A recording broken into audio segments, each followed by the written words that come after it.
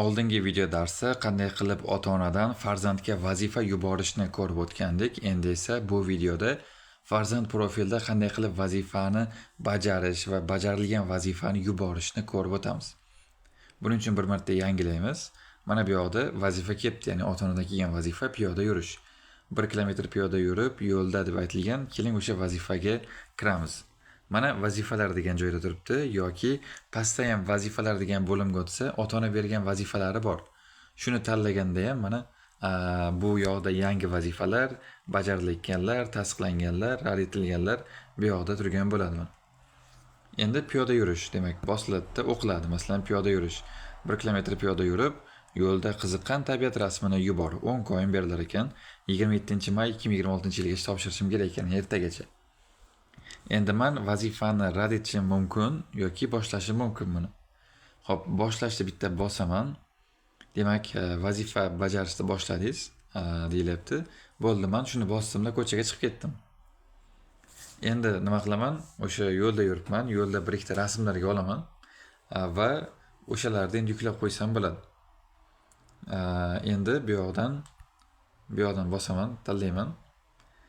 Vazifani yuborayotganda fayl yuborsa bo'ladi yoki audio shaklda yuborsa bo'ladi.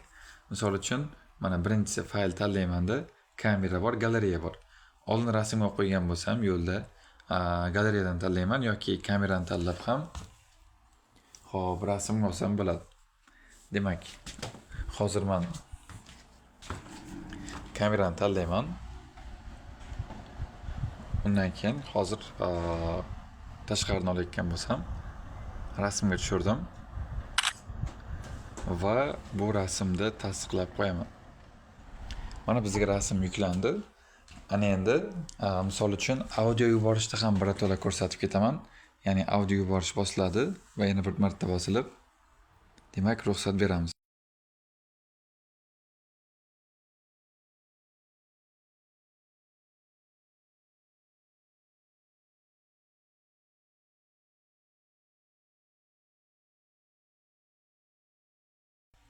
Misol uchun shunga o'xshagan audio xabarlar yuborish mumkin.